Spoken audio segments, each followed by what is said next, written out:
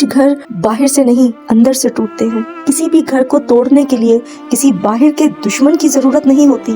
جب گھر کے بڑے انصاف کرنا چھوڑ دیں تو بربادی خود رستہ بنا لیتی ہے۔ ناظرین، جب بزرگ اختلاف ختم کرنے کی بجائے شکایتوں کو زندہ رکھیں، جب زخموں پر مرہم رکھنے کے بجائے انہی زخموں پر نمک چھڑکیں اور انصاف کے نام پر کسی ایک کی طرفداری کو اپنا اصول بنا لیں، تو پھر ذرا سوچئے اس گھر میں کون سی محبت بچے گی، کون سا سکون باقی رہے گا اور بڑوں کی عزت کہاں قائم رہ پائے گی۔ ایسے گھروں کی دیواریں اینٹوں سے تو کھڑی رہتی ہیں مگر دلوں سے گر جاتی ہیں۔ ناظرین، وہ گھر جہاں سچ کی آواز دبا دی جائے اور جھوٹ کو اس مہارت سے پیش کیا جائے کہ وہ سچ لگنے لگے، جہاں ہر غلط کو پروٹیکٹ کیا جائے اور ہر سچے کو خاموش کرا دیا جائے، وہاں محبت کے درخت سوکھ جاتے ہیں، وہاں صرف عزت نہیں مرتی، وہاں رشتے مر جاتے ہیں اور بس نام کے رہ جاتے ہیں۔ ناظرین، دین اسلام ہمیں سکھاتا ہے کہ ماں باپ کی عزت فرض ہے، ان کے سامنے آواز بلند کرنا گناہ ہے، ان کی دل آزاری حرام ہے، لیکن دین اسلام یہ بھی سکھاتا ہے کہ کسی غلط کو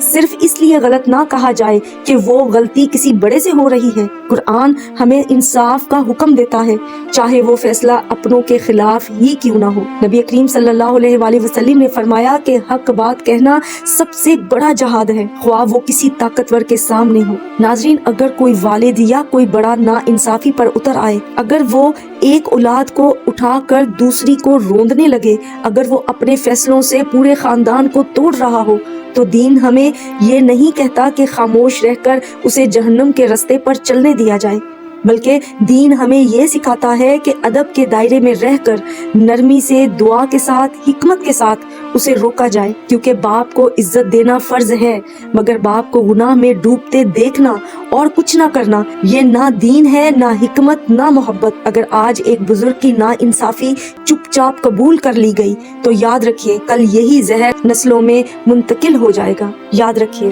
پھر بھائی بھائی کے دشمن بنتے ہیں، پھر بہنیں ایک دوسرے سے کٹ جاتی ہیں، پھر بچے اپنے ہی خاندان کے نام سے نفرت کرنے لگتے ہیں۔ دین اسلام گھر جوڑنے کے لیے آیا ہے، گھر جلانے کے لیے نہیں۔ دین اسلام سچ کے ساتھ کھڑے ہونے کا نام ہے، چاہے وہ سچ خاموشی میں کہا جائے یا آنسوؤں میں مانگا جائے۔ ناظرین، اگر آج آپ اس وقت کسی ایسے گھر کا حصہ ہیں جہاں نا انصافی ہو رہی ہے، جہاں سچ دبایا جا رہا ہے، جہاں آپ کا دل روز ٹوٹتا ہے مگر زبان خاموش ہے، تو یاد رکھیے اللہ سچ جانتا ہے، اللہ نیت دیکھتا ہے اور اللہ کا انصاف کبھی نہیں رکتا۔